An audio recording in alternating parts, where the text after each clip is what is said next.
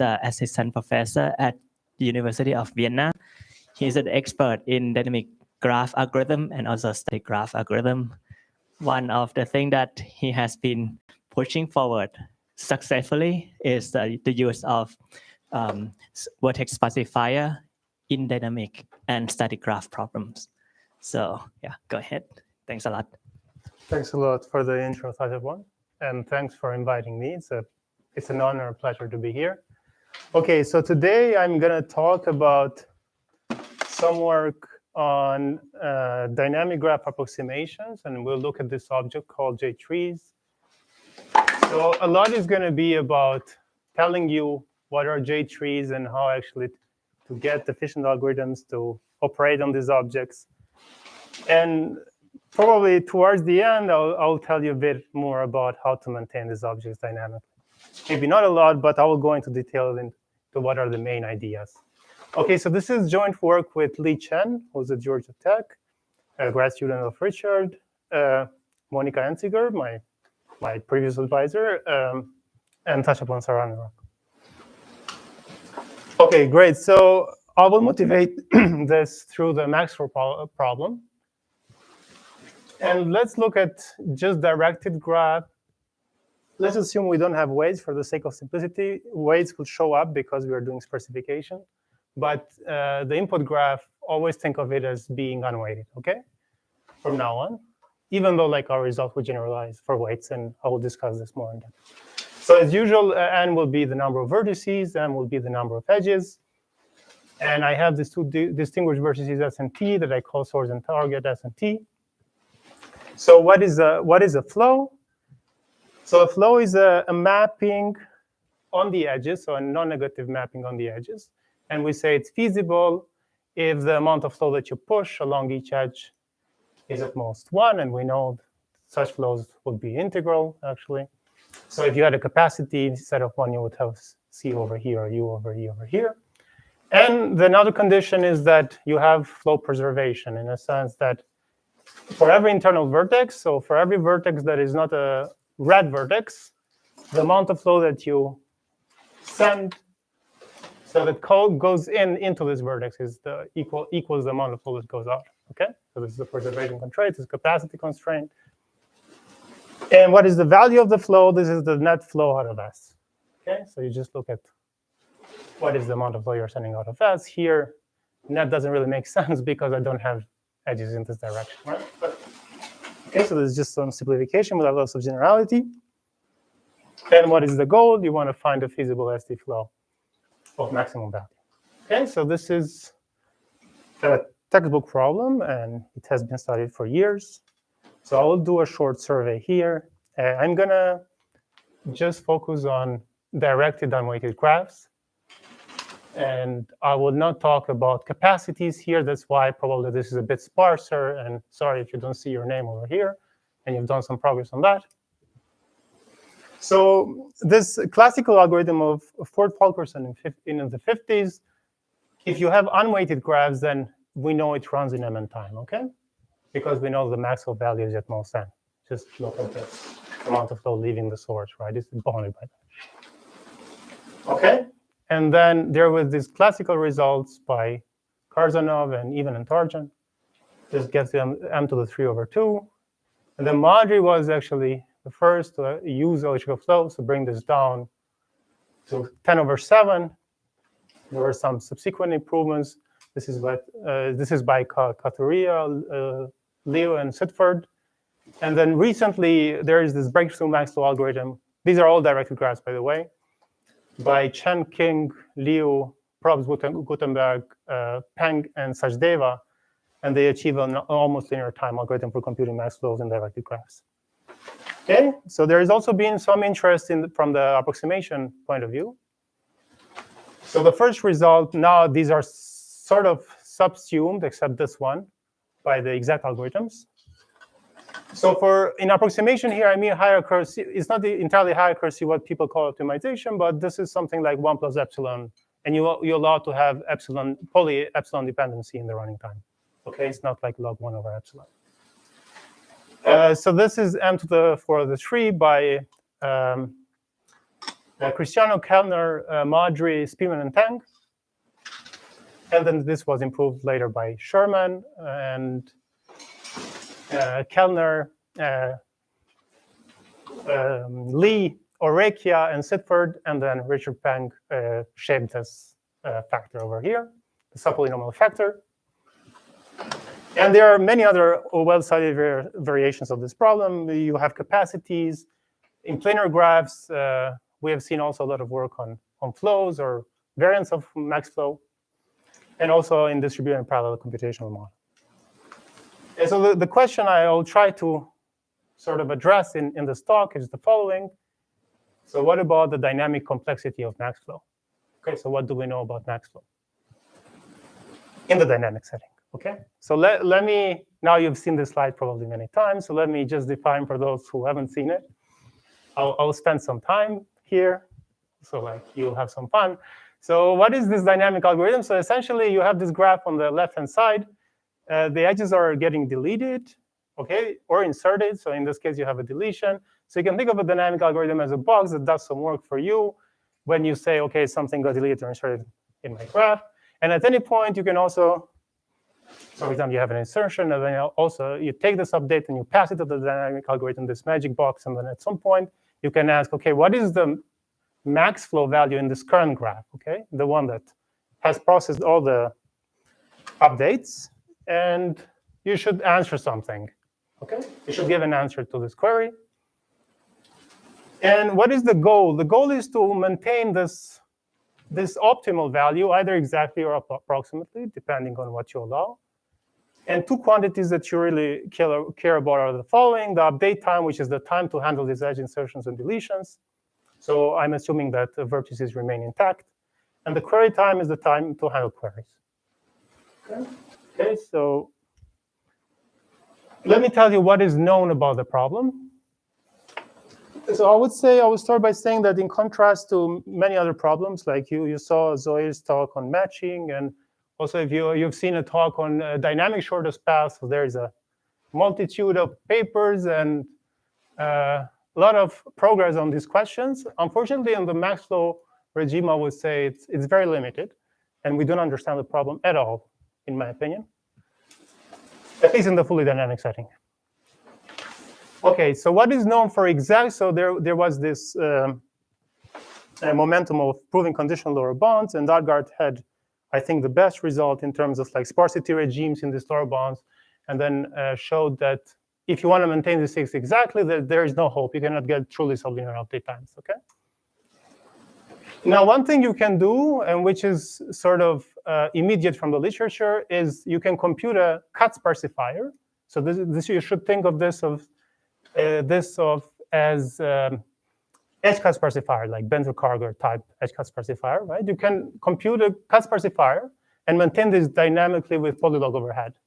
And this paper by Abraham and others does this. And then you can just compute, you maintain the sparsifier, then compute the max flow on that. So that would give you m versus n, right? So you can get a speed up. You can reduce the edge count. So that's sort of immediate from that result. Now, in terms of the fully dynamic setting, and here, none of these results actually works for directed graphs. Gramoz, the sparsification idea would be oblivious, right? Sorry? Sparsification result would be oblivious? Yes, I think it would be oblivious. There are some adaptive ones, but then I think the approximation ratio is higher. Okay, so the question was whether this result is oblivious or not. I should have repeated the question.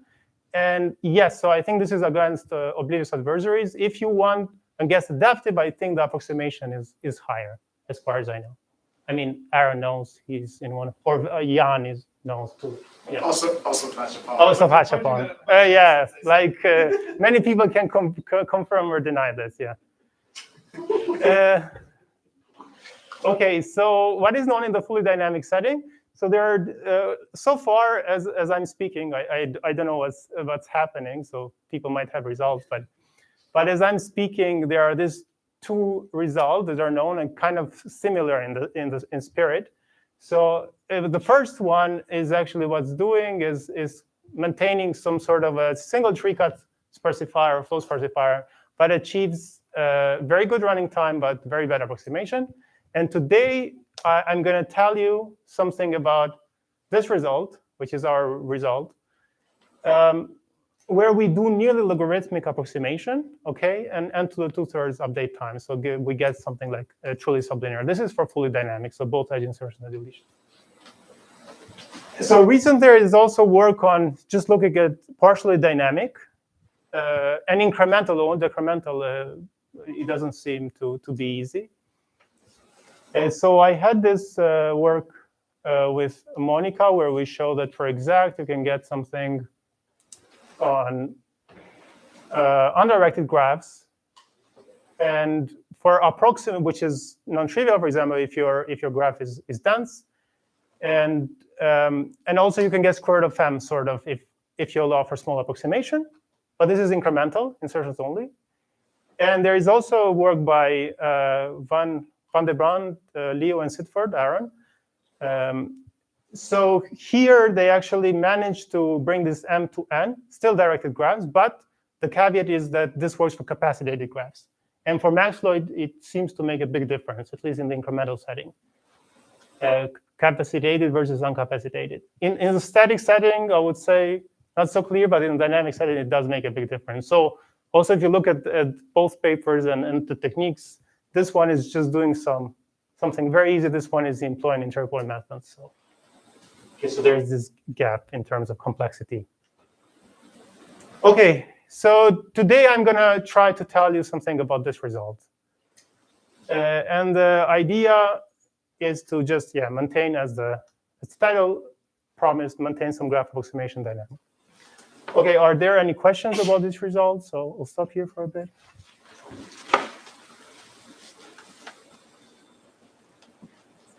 So the result in the middle, this is what, directed or undirected? Undirected, because you see this no kind of propagates until it's a yes. And then for when it's a yes, then it continues to be a yes. So that was the idea, to not repeat itself. No. Maybe, yeah, I didn't explain it, but yeah. So, okay, great. Okay, so what are these tree-based graph approximations? So this has been a very powerful theme in static algorithms. So the idea is that you're given a graph, and you want to approximate it by a tree. And why would you like to do that? Well, many graph problems are very easy on trees. And, well, not all of them, but a big majority, right? And then what you also want to do sometimes is try to actually map this tree solution back to the original graph. And you will see in some cases why is this useful. And some examples in graph algorithm design are, for example, spanning forest. If you have a spanning forest of the original graph, that you know the graph property you preserve is connectivity. If you do a BFS or shortest path tree, you preserve distance from a source. If you have Goranci trees, they preserve all pairwise ST max low min cuts. This hierarchical well separated tier also knows that Bartle or FRT trees, those preserve expected pairwise distances, and Monika talked about this in her survey. And low space spanning trees is also a class of graphs, and this actually a class of trees that are useful, and we will see why they are useful for us too. But in this talk, I'm mainly going to be interested in objects that preserve either the cut or the flow structure of the graph. Okay. And by this I mean all the cuts, right? And you might ask, why don't you use Goranci trees? Well, I don't know how to maintain them dynamically. So, but yeah, that would be like a good step to do, but it's not known. It doesn't seem trivial. Okay, I will relax this a bit, and I will not be looking at this talk at least. I will not be looking into approximating a graph by a single tree, but I will look at approximating a graph by a bunch of trees, actually. And you will see what this means. So this will become more clear. So it's not going to be like just one sparsifier, but a bunch of sparsifiers, and I'll be guaranteed that one of them is good. So that's the idea. Okay, before I tell you what these graph approximations that we're going to look at or really are, so let's just define, first look at this notion of graph embeddings. Okay, so I'm given a graph G. Okay, so here I have capacities. I could have avoided these, but it's fine. And I also have a graph H. Now, H is a graph that sits on the same vertex sets. It doesn't have to be a subgraph. Okay, and then I also have some capacity functions for both of these graphs. So what is the embedding of G into H? So an embedding is simply a multi-commutative flow, which I can view it as a vector. And I have a flow for each of the edges of G, okay? And this flow gives me a way of routing the capacity of that edge in the graph H. Okay, so for example, in this graph, if I take these two vertices, this one and this one, then I can route, I can define such flows just by routing along shortest path in this tree. Okay, that's what an embedding is. And I say that, so I can define this. That's no problem, it's just a definition. But now I want to have good embeddings. And what does it mean to have good embeddings? I want to have embeddings that when I do this sort of mapping between flows from here to here, I want that the load or the congestion that I incur in this other graph is small. Okay. So I have this notion. Let's look at this notion. What is an alpha embedding G into H? So I say that G is alpha embeddable into H. If there is an embedding F, there's this multi-commutative flow on the edges of G, such that for all edges in H now, the amount of flow that I push through an edge, so see, this edge could be used by many other edges. I look at all the edges that cross this cut. So if I cut this edge, this will correspond to a cut here, right? And all of these edges that cross the cut will use that edge in their shortest path in the tree, right? Unique shortest path in the tree. So I want that the amount of flow that goes through that edge is at most alpha times the capacity of that edge. That's what's called an alpha embedding. Okay? So what is U prime? U prime is some, these are capacities. It's a capacity function on the edges. Yeah. It's not used here. Okay, so this is U prime. So it's a typo. There are many typos probably, so you should ask. Yeah, so this is a U prime. Okay, so now one question is, so this is a two-way thing, right? You can say, I take two graphs and I said, I want to embed G into H, and I want to embed also H into G. And then I say their flow structure is sort of good up to some approximation, sorry. And the vertex sets are identical, right? Yeah, the vertices are identical in this one. Okay, so now how can you make this? So I call this H, I like to call this H a better flow network. Okay. What does it mean? Everything I can route in G, I can route in H. This I can make sure in a trivial way, right? So for example, if I'm allowed to, this is like a network design question. If I'm allowed to pick this U prime myself, right? I'll just compute all these loads of these edges. So the load is the amount of flow that goes along an edge in H, right? And I will set that to be the capacity. Okay, so then I can route everything in G, I can route in H with no loss because of these capacities that I set. But the question is, now that I've set these capacities, now this edge has capacities, say this is unweighted, 1, but here it crosses a pretty dense cut, right? So it will have many edges going through that. So you see it immediately that, and actually, in fact, this is a spanning tree of this one. So you see it immediately that there is no hope to actually get a single tree that is good for all cuts, right? If you insist on spanning tree. If you insist on other trees, then things can be done, but it's beyond the purpose of. Well, I guess it depends where you want U prime to be, right? Sorry? Depends what you want U prime to be. Yeah, I think regardless of how you set U prime, you will have a very badly congested edge. I mean, if you set U prime to be infinity, then obviously. Yeah, that's fine. As I said, you can make G embeddable into H, but the other way around, you also want H to be embeddable into G. So then you want to say the flow structure of these two graphs is kind of the same up to some alpha factor, but then your alpha is infinity if you do that. Okay, is this notion of embedding clear? Okay, so now we're going to look at this result. So this will be the starting point of our construction. And in fact, it will it will build up incrementally. So we'll start with this result by Rutke, then we'll go to Madri, and then finally I will tell you how to actually, some ideas how to make this dynamic. Okay, so now what is this tree-based approximation for flows? So essentially there's this result by Rutke in Rutke 08, 2008, and shows that for any given G, let's say you don't have capacities for now, but you can have capacities. You can find a convex combination of spanning trees. So these are spanning trees,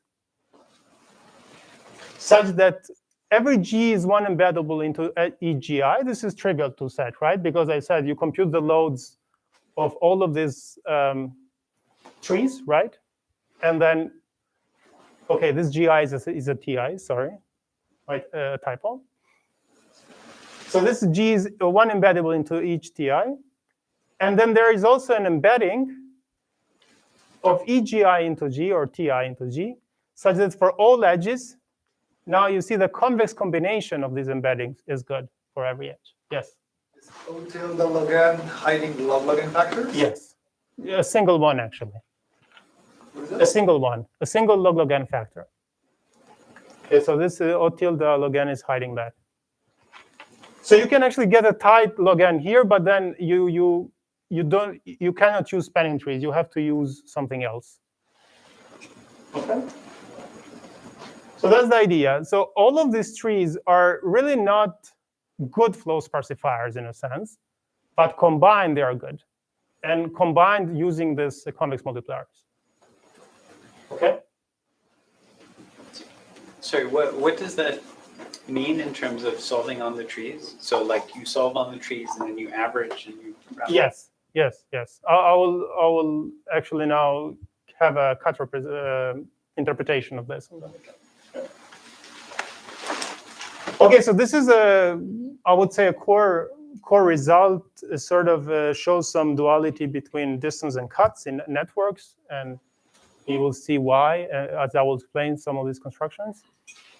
And it has found a lot of applications. This is by far not a complete list. It was used originally for oblivious routing. Then I think the best approximation factor for min cut bisection is based on these things.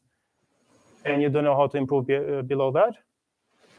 One problem with this, so we are interested in fast algorithms, right? So one problem with this is running time. So it has a horrible running time, at least quadratic in M. And what's the reason? Well, the reason is that actually you need M of these trees to have this convex combination. So the support of this distribution is at least M if you do this. And even if you implement each iteration in linear time in the number of edges, this running time cannot be avoided. Okay, so it's a great tight result, but a bit slow. So now Madri had this fix, and this was mainly motivated by these developments in Laplacian solvers, namely the ultra specifiers of Speedman and Peng. So he said that, okay, what about doing the following? Instead of approximating G with this bunch of trees, I'll approximate G with a bunch of more complicated objects, which are called J trees. But then these are still useful for me to do some cut-based approximation of that. Okay? So let me tell you what is a J tree. So now, so you have this, so it's a union of two graphs in a certain way.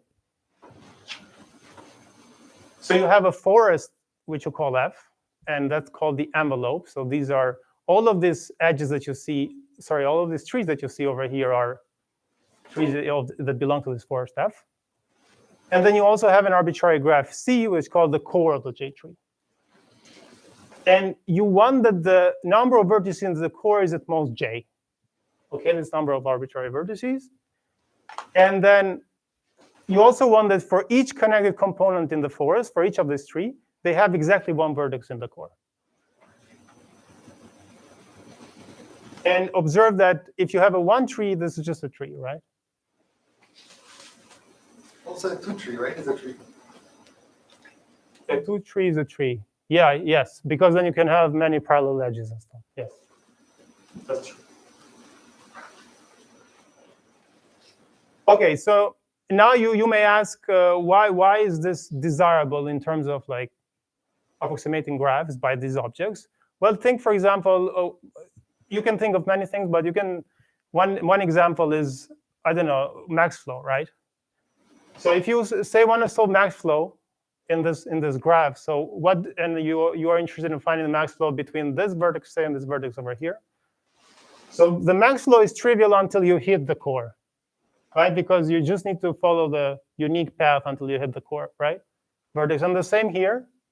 So essentially, the time complexity of solving that problem reduces to the time complexity of solving the problem in the core. So that's the gain. And the gain is that this core is small, right?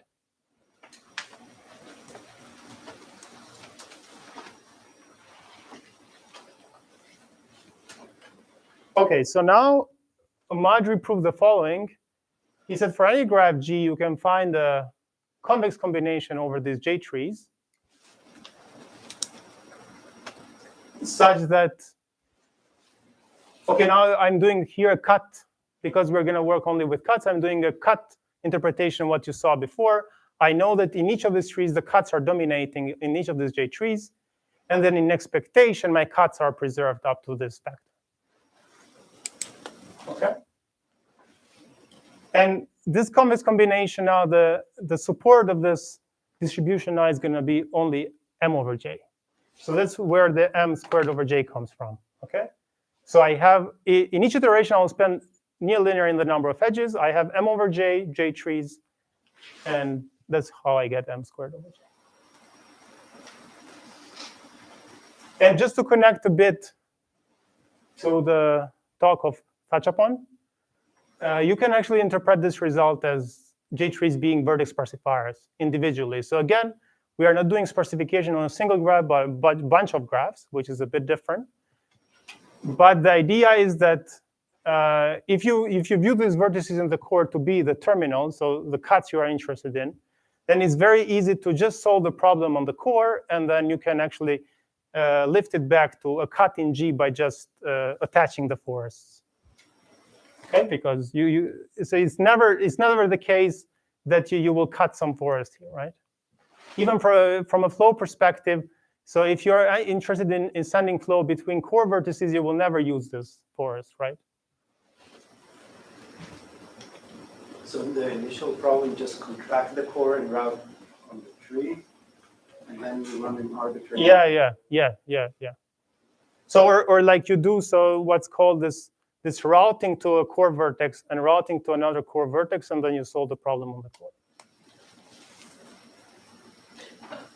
Yes. One basic question. So the capacities on the edges of the J trees are 1, right? You had this notation of U prime. No, actually, capacities, no, they are not 1. So these edges will actually just take the capacity of the underlying graph edge that you have, because these are spanning forests, right? These ones, you will have edges that exist between core vertices plus edges that you map. You will see now how this is constructed. So they are not 1, no. These are even if your G is uncapacitated, this will be capacitated. Okay? And yeah, so the main motivation why Madri did this is that he wanted to design fast algorithm for cut-based optimization problems like min bisection, sparsest cut, and so on and so forth.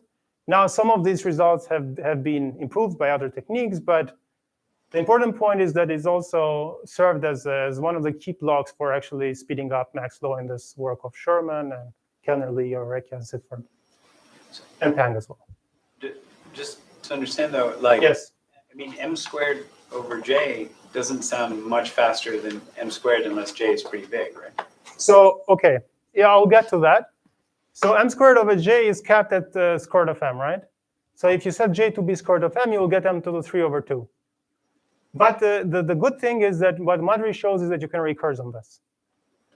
We don't know how to recurse on this, but I will get to that. And yeah, I'll discuss this in the next slide. I keep forgetting. Okay. In fact, you should think of j as m to the 0.9, and then it's 1.1. If you apply it recursively, yeah.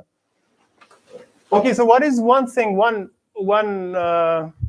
really cool thing about this is that once you have computed this distribution over trees, you don't have to work with all of them. Actually, you can sample log n of them, and that's enough. Okay. And why is this true? And this will be useful for us. This is true because you sample according to this convex combination log n j trees, and then you know for every steaming cut, there must be a j tree that is within 2 alpha. And this just works for by Markov, and then you apply union bound over all cuts. Okay, so this is important because once you've computed the distribution, you don't need to work with all of them. You can just sample log n of them and work on them according to this convex multipliers.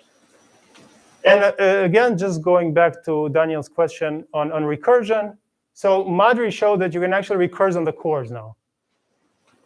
So now each core is some arbitrary graph, but it's smaller. So what this G tree allows you is a vertex reduction. Okay, if it's dense, you can do cut specify. You can bring down the number of edges down to being proportional to the number of vertices, and then you recurse on these things. And of course, you can do this. The running time will be better. You will pay in the approximation guarantee. So it's going to be almost linear, but then you will probably pay something sub-polynomial approximation.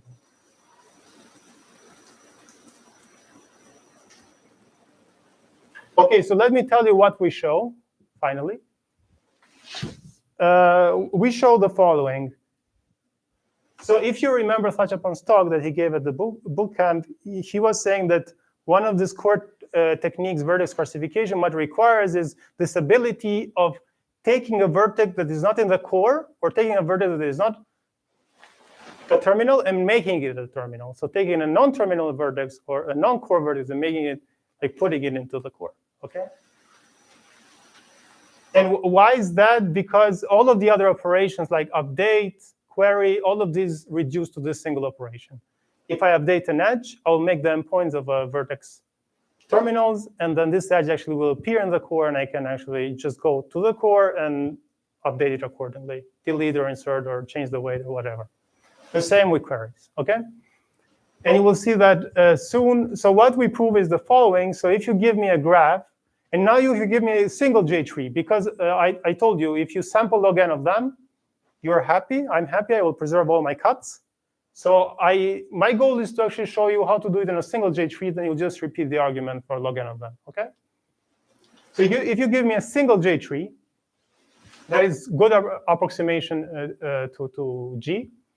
So there is some data structure that will maintain now a slightly larger J tree, okay, but it's just some constant factor. So this means I will add more vertices to the core, which is still a good approximation. And you support the following operations, but up to G, okay? So, sorry, up to J. And whenever you exceed this J, you will repeat. So you will repeat from scratch. Okay, so this is capped at J operations. So this data structure I can build in time mn over J. And I can also add a terminal in this amortized time. So these actually crucially use amortization. These are not worst case guarantees, just to mention that. And also, whenever I work on the core, I know that the core has size at most J. It can have size at most J squared, right? But I will just apply dynamic cut specifier, as I said in the beginning. So I have no loss there, just 1 plus epsilon approximating directly. So that's what we actually prove. And I want to also mention this. And so this is very interesting in a sense, and it shows up in this, chicken and egg interactions in algorithm design. So for example, you can use a similar data structure, but not exactly this one. You will need definitely more work. So this is not as a black box, but similar ideas from this one. To maintain this problem, this subroutine called dynamic mean ratio cycles, which is close to doing maintaining a dynamic low stress spanning tree on a graph in this breakthrough result in Max flow in almost linear time. So now the interesting thing is that here the graph is undirected, but here you solve a directed Max flow problem.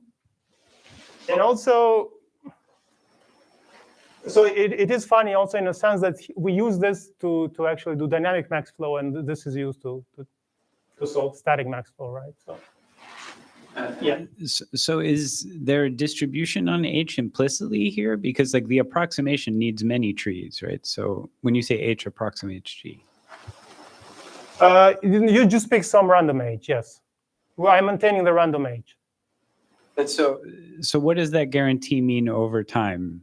Is it like even on expectation for that random object over time, it always... Yes. If you can maintain the object, yes. Okay. I think that should work, yeah. Yeah, so I'm happy to discuss more about this, and definitely Sushant can say more, and probably Aaron too. But yeah, so this is sort of used inside, but they also need more work.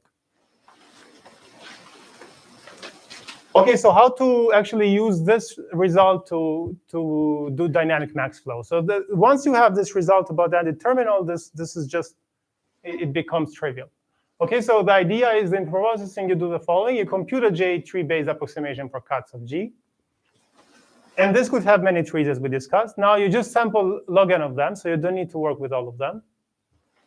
And you initialize the data structure from the previous slide. So whenever you have an insertion of the deletion of an edge, you take the endpoints, you add them as terminals, okay? And then you can process actually the insertion or deletion of the edge in the core itself. Because the edges that are between terminal vertices in G will appear in the core. This is by definition of how the embeddings will work. This will crucially rely on that, okay? And to query S and T, if S and T are not given in advance to you, you do the same. You add the endpoints at terminals, you add S and you add T, and then you just query on the sparse core, and you return them in. Okay, so this becomes essentially trivial once you have this hammer. Okay. Okay, so let me tell you now how we compute this tree cut specifiers and how we compute J trees, and then I'll briefly mention how to maintain the core. Well, this trade-off I will skip because you can work out the running time and be convinced that we'll capture this. Yeah, but yeah. And was this all oblivious, or? This is all oblivious. Actually, you can make it against adaptive, but the running time has to go up to 4/5 or something. But not deterministic. Actually, the other result is deterministic, but yeah, I can tell you. Okay, so how do we construct these tree-based graph approximations? So let's look at the simplest one, called the spanning tree embedding. Okay, so I'm given a graph G. I have a spanning tree of G. Now I can compute these capacities, right? So I compute these capacities. These capacities are just the load that you put. Say if I route in the tree, I log to the shortest path. So every edge, I look at the shortest path between these endpoints in this graph T, and then after I've done that for all my edges in G, I say, okay, what is the capacity? What is the load that all of this embedding has put on this edge? And I put the capacity to be exactly that. Okay. Now you can write down this task as actually solving just an LP. So you want to minimize this alpha, and then well, this LP has quite a few variables, but yeah. So the goal is to actually solve this LP and to sort of bound alpha in a sense. Okay, so what you will do is you will sort of do some sort of multiplicity weight update.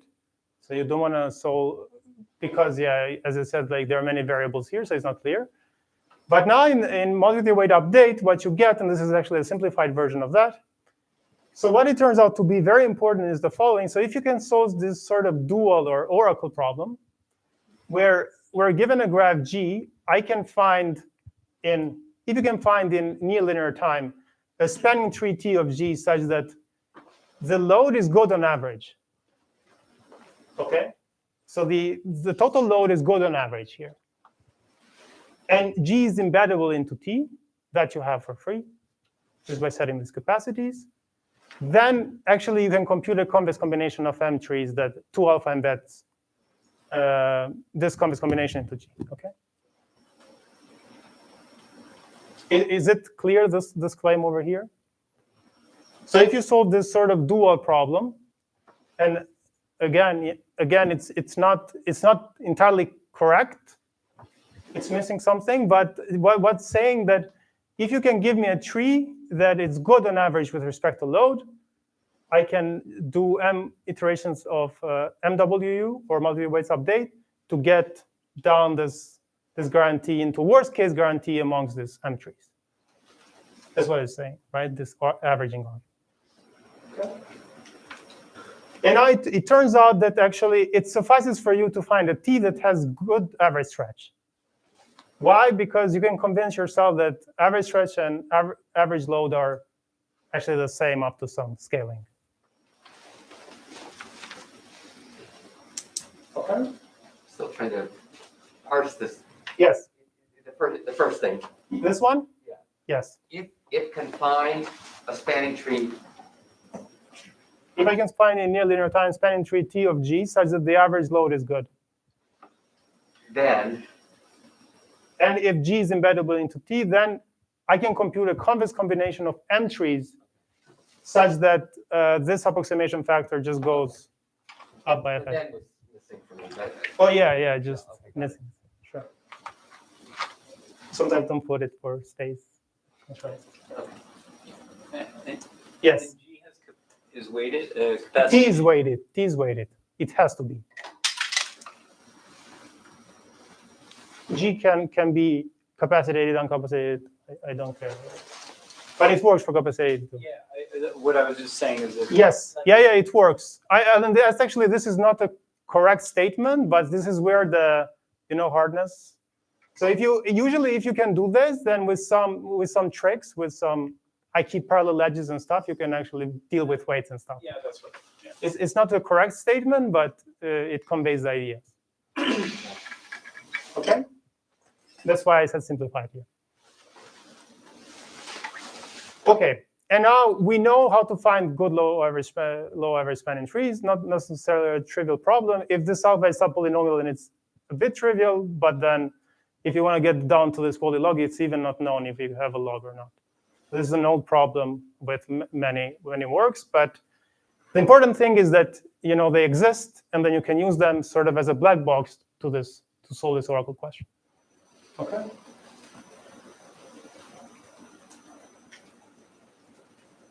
Okay, so what are the challenges with this sort of discuss this? One important thing is that in each iteration of MYU, the problem is that the average load is good, but the worst case load can be very bad, right?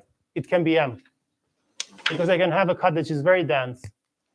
And then when I route along that cut, that edge will have very high load.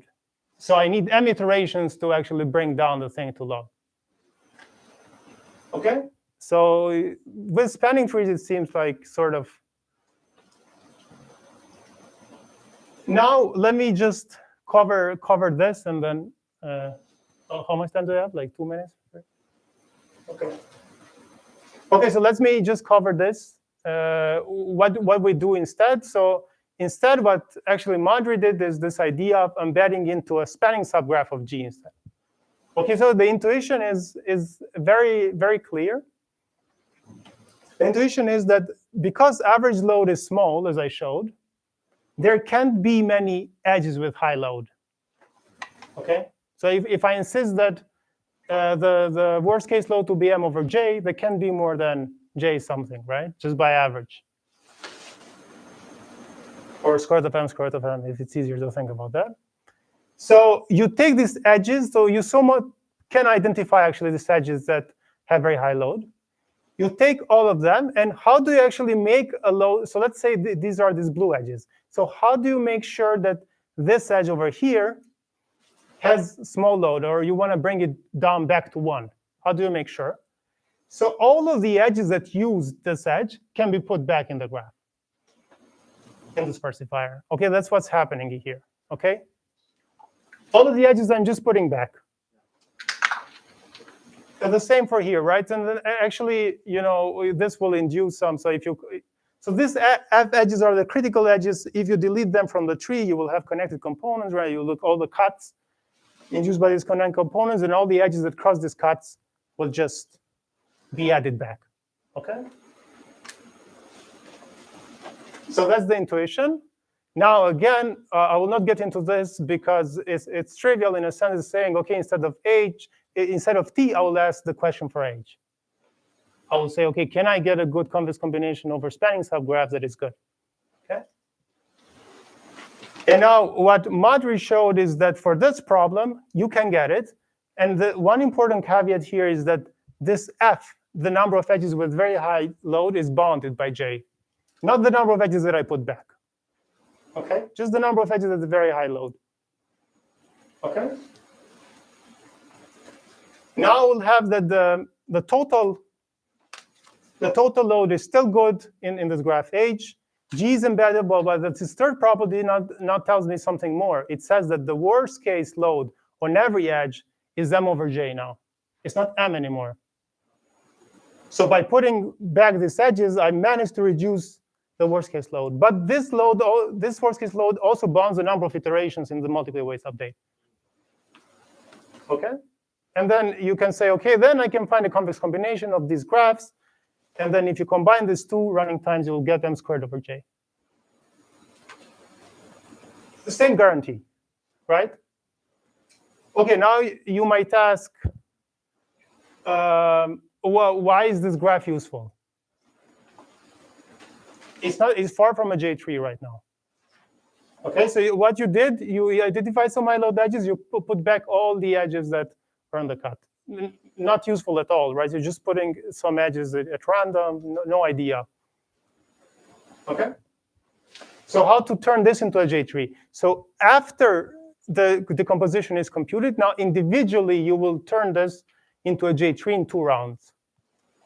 Okay, round number 1 is what's called portal routing. What is this portal routing? Now, for all of these edges that were edges in this connected component, right, cross this connected component, you will find the unique shortest path in the tree, in the underlying tree, and then take the first vertex that you hit the endpoint of f. F are these edges these edges over here, this one and this one. They were very high load. And take also from the other endpoint, also take the first vertex that you hit and kind of project this edge over here. So you project all of these edges here. Okay? So this is now starting to make sense. So this can give us something. So you take all of these edges that I put back randomly, right? I just put them back to make the load nice.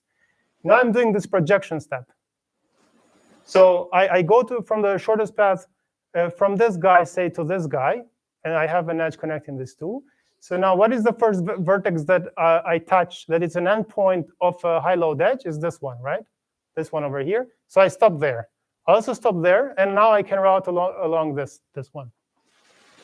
So this could potentially lead to many edges here. I will have many multiple parallel edges. Okay? But now the structure is kind of nicer. It's starting to become nicer. It's still not a J tree, but it's close to being a J tree. What's called an almost J tree. So what is this object, this GTF? It's just a graph on a tree and plus J edges. That's it. Nothing else. Okay? But this is starting to become nicer in a sense. And then what Madri can show is that a simple simulation will tell you that these graphs in terms of multi-commodity flow structure are not far apart. Like they are constant factor far apart. Okay. And then with some very, very small extra work, you can convert this into a J tree, but I will not have time to tell you this. And I'll skip it, but you ask me offline and I can tell you. And how do we make this dynamic? So to make this dynamic, we need to do quite some work in terms of like white boxing the construction of Madri. But once that is set up in a clear way, then I don't think it's very difficult. Then we'll use dynamic tree data structures to do that.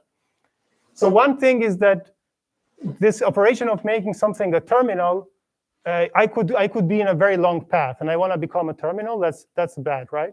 Then we add portals. We can throw in J portals so that you shortcut these distances into this portal. So it could be that you had a very far vertex here that wants to become a terminal, then you can shortcut it. And you just add portals to that. And yes, there are also some things on how to maintain this reroutings when you make something a terminal. Again, yes, I don't have time to discuss it in depth, but I'm happy to tell you if you ask me. OK, so let me conclude quickly. So one message from this is that you can actually maintain J trees dynamically, and this will lead to efficient data structure for approximating max flows, and you get truly sublinear update time. The caveat here is that you will pay log n approximation, which is not great. We want better approximation, but it's fully dynamic. And actually, the exact same approach can be adapted to dynamic LP shortest path. So you can still route down that LP, do multiple weights update, and that's actually exploited in this math flow paper that I said. So some open problems here, obvious open problems. Can we get a better approximation? These things are capped at log n. So whenever you want to do tree-based approximations, you have to pay the log. So new ideas will be required. Maybe with this approach, you can get, I don't know, you can get higher approximation and better running time. That's still open, but in terms of using similar things to get better approximation for dynamic mass flow doesn't seem like the way to go. What about directed graphs? So this is all undirected. So directed specifiers actually don't exist. For tree specifiers don't exist. Or they exist with very bad approximation ratio, like square root of n. And yeah, another question is, what are these J trees or dynamic J trees useful for? So I'll conclude here. Thanks, and sorry for going a bit over time.